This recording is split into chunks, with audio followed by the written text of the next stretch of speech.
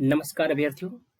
आज की जो हमारी क्लास है, आज हम बात करने वाले हैं कि आखिर जो उच्चतम न्यायालय है, उच्च न्यायालय है, उसकी भाषा भारत के उस आम आदमी की भाषा क्यों नहीं बन सकती है?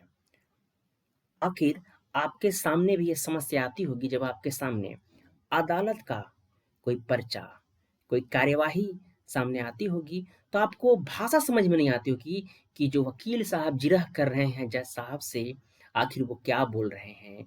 उनकी जो एक विधि वाली जो भाषा है, वो आपके समझ में नहीं आती होगी। लेकिन आज आखिर इस बात पे मैं चर्चा क्यों कर रहा हूँ, इस बात को मैं उद्घाटित करूँगा।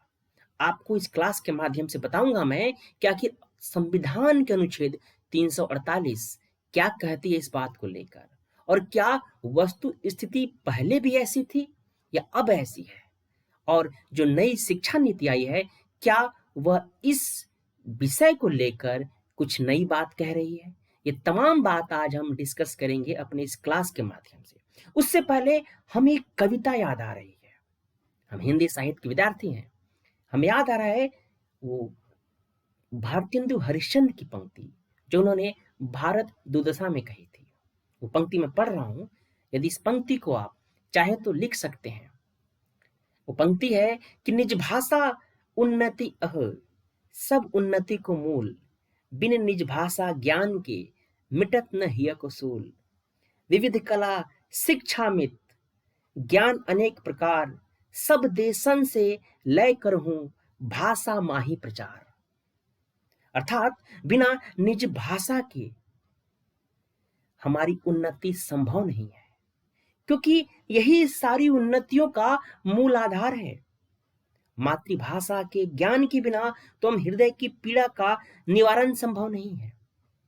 विभिन्न प्रकार की कलाएं, असीमित शिक्षाएं, अनेक प्रकार का ज्ञान, सभी प्रकार वो सभी देशों से जरूर लेने चाहिए, परंतु उनका प्रचार तो हमेशा मातृभाषा के द्वारा होना चाहिए। फिर तो यहाँ न्याय की बात हो रही है। जो आपको न्याय मिलता है, जो आपको न्याय दिया जाता है, तो न्याय की भाषा क्या आम आदमी की भाषा नहीं बननी चाहिए? तो आज ये क्लास हमारी इस टॉपिक को लेकर है। तो चलिए इस पे हम बात करते हैं। दरअसल ये समाचार में इसलिए है कि अभी हमारे महामहिम राष्ट्रपति रामनाथ कोविंद ने पिछले दिनों अदालत की भाषा को लेकर कुछ महत्वपूर्ण बातें कही थी। आखिर वो बात क्या थी और किस वजह से उन्होंने बात कहा था, ये हमें जानना है। 6 मार्च को all India state judicial academic directors retreat में राष्ट्रपति ने कहा था कि जिस प्रकार भाषाई सीमाओं के कारण कोर्ट में वादी को अपने ही मामलों में लिए गए फैसले को समझने के लिए संघर्ष करना पड़ता है, उन्होंने सुझाव दिया कि सभी उच्च न्यायालय अपने अपने प्रदेश की लोकल भाषा में जनहित के फैसलों का प्रमाणिक अनुवाद प्रकाशित और उपलब्ध कराए। बिल्कुल सही, ताकि उस वादी को ये बात समझ में आ जाए कि आखिर उसे जो फैसला दिया गया है वो फैसला क्या है। उसे मुंह न ताकना पड़े अपने वकील साहब की तरफ या किसी और व्यक्ति की तरफ। इसी बात पे आपको याद आना चाहिए भारतेंदु हरिश्चंद्र का ही वो वाक्यांश जो उन्होंने बलिया में कहा था। मैंने जब आपको पढ़ाया था भारत दुर्दशा, तो उसका मैंने जिक्र किया था, जहां पर उन्होंने यही बात कहा था कि कितना दर्द होता है व्यक्ति को अपने ही फैसले को जानने के लिए। अब इस बात को लेकर अक्सर ये बहस होती है कि पढ़ाई का जो माध्यम है वो मातृभाषा हो या नहीं हो। यूनेस्को यह बात कहती है कि किसी भी व्यक्ति की जो प्रारंभिक पढ़ाई है वो हमेशा उसकी मातृभाषा में होनी चाहिए। और जो नई शिक्षा नीति आ रही है, जिसको हम न्यू एजुकेशन पॉलिसी बोलते हैं, उसमें भी इसी बात की सिफारिश की गई है कि कक्षा 5वीं तक मातृभाषा या क्षेत्रीय भाषा को शिक्षा का एक माध्यम बनाया जाए। लेकिन ये सवाल नहीं उठाया जाता कि आखिर अदालती जो भाषाएं हैं वह आम आदमी के समझने योग्य क्यों नहीं बनाई जाती है। वाकई ये बहुत बड़ा प्रश्न है। अब इस बात को लेकर नई शिक्षा नीति, मातृभाषा और अदालत किस रूप में एक दूसरे से जुड़ रहे हैं और क्या बातें कह रहे हैं, जरा हम इसको समझते हैं। यहां पर मुद्दा इसलिए जरूरी है कि आखिर शिक्षा का माध्यम और अदालत की कार्यवाही की भाषा का भी आपस में परस्पर संबंध है, जिसे हमें समझने की जरूरत है। आखिर आपने जो शिक्षा का माध्यम बनाया और जो अदालत की कार्रवाई हो रही है आखिर उसकी भाषा किस रूप में है। चलिए आगे देखते हैं। न्यायालय की आप सभी को पता है कि जो आधिकारिक भाषा क्या हो, इस सवाल को लेकर 2020 में भी उस वक्त चर्चा में आया जब माननीय उच्चतम न्यायालय ने हरियाणा राजभाषा संशोधन अधिनियम को चुनौती देने वाले याचिकाकर्ताओं को पंजाब हरियाणा हाईकोर्ट में अपील करने को कहा था। इस याचिका में कही गई थी कि हरियाणा राजभाषा संशोधन अधिनियम को असंवैधानिक घोषित करने की मांग थी। यह अधिनियम हिंदी को राज्य की निचली अदालतों में प्रयोग की जाने वाली एकमात्र आधिकारिक भाषा के रूप में लागू करता है। तो इस वजह से भी ये चर्चा में है। मैं आप लोग को जब राजभाषा पढ़ाया था तो मैंने एक नोट्स दिया था आपको, जिसमें संविधान में क्या क्या बातें कही गई है, कौन कौन से आयोग बने और किस रूप में हमारे सामने हिंदी राजभाषा के रूप में आई, क्या समस्या है, वो सारी बातें उसमें इंगित की गई है। तो आप उस नोट्स को नीचे वीडियो के डिस्क्रिप्शन में दिया गया है टेलीग्राम का लिंक, वहां पर आप ज्वाइन करके प्राप्त कर सकते हैं। अब संविधान का अनुच्छेद 348 इस विषय पर क्या कहती है।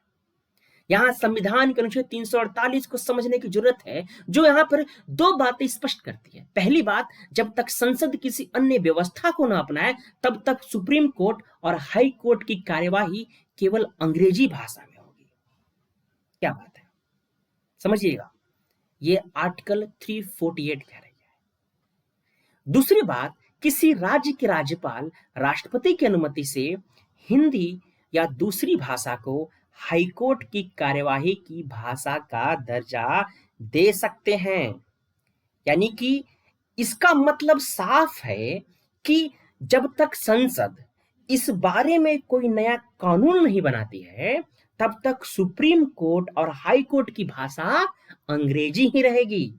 यानी अदालत की भाषाओं के बदलने का अधिकार अदालतों के पास नहीं है, बल्कि हमारी सरकार के पास है। और ये अनुच्छेद 348 कहती है। इसकी विस्तृत जानकारी आपको चाहिए तो आप टेलीग्राम लिंक ज्वाइन करके ये सारे नोट्स प्राप्त कर सकते हैं। अब हमें यहाँ पे एक चीज समझना होगा कि आखिर जिस औपनिवेशिक संस्कार की हम बात कर रहे हैं, इसमें मिसाल के तौर पर हम देख सकते हैं कि जैसे कि ब्राजील में पुर्तगाली, जबकि लैटिन अमेरिका के जो बाकी देशों में स्पेनिश, उत्तर मध्य अफ्रीकी देश में चौड़ में फ्रेंच, जबकि लाइबेरिया या नाइजीरिया में इंग्लिश। इसी तरीके से लीबिया आप जाते हो, सोमाली अफ्रीका के देशों में जाते हो तो आपको वहां पर इटली बोलने वाले मिलेंगे। यानी एक थोपी गई भाषा, यही तो वो औपनिवेशिक संस्कार है जो हमारे ऊपर चढ़ाई जा रही है। जिस प्रकार भारत में भी यही अदालतों में इसी का प्रभुत्व स्थापित है। अब यहां पे एक प्रश्न उभरता है कि हम क्या इसे कैसे बदल सकते हैं, और जो नई शिक्षा नीति जो बात कह रही है, एक समस्या आएगी आपके सामने व्यवहारिक कि कन्नड़ में यदि जीरा होगी तो यूपी के वकील साहब कैसे समझेंगे, एक बिहार के वकील साहब कैसे समझ पाएंगे, यदि हम बात कर रहे हैं कि लोकल अदालत भाषा में होनी चाहिए। तो अब समझते हैं आखिर समस्या क्या है, उसको कैसे निवारण कर सकते हैं। तो उपाय क्या है, क्या संसद को कानून बनाकर अदालतों की भाषा बदल देनी चाहिए, जैसा कि हमने अनुच्छेद 348 की बात कही? नहीं, इससे समस्या का समाधान नहीं होगा, अपितु समस्या और बड़ी भी हो सकती है। लेकिन मान लीजिए कर्नाटक की किसी अदालत में कन्नड़ में कार्यवाही चल रही है। अगर दोनों पक्ष कन्नड़ समझते हैं तो फिर किसी भी प्रकार की कोई दिक्कत नहीं होनी चाहिए। मतलब कि दोनों पक्ष उस भाषा को जानते, कोई भी अमुक भाषा हो सकती है, तो जिरह करने में कोई दिक्कत नहीं है। लेकिन यदि कोई एक व्यक्ति, चाहे वो वाद हो प्रतिवाद वाला हो, किसी को समझ में नहीं आ रहा है, तब समस्या खड़ी हो जाएगी। अगर किसी वकील या जज साहब ने अपनी पूरी पढ़ाई ही अंग्रेजी माध्यम में की है तो उनके लिए भी किसी राज्य की स्थानीय भाषा में जिरह करना या अदालती दस्तावेज को तैयार करना बहुत दुष्कर हो जाएगा। यानी कि वहां की जो लोकल भाषा, स्थानीय भाषा है, उसका इस्तेमाल कानून उसके लिए उचित नहीं होगा। अब यहीं पर भूमिका बनती है नई शिक्षा नीति की, जिसकी बात लगातार हो रही है। दरअसल अदालती भाषा किसी समस्या के समाधान के लिए 5वीं तक या उसके बाद भी मातृभाषा में पढ़ाई के फार्मूले को लागू करने की बात कही जा रही है।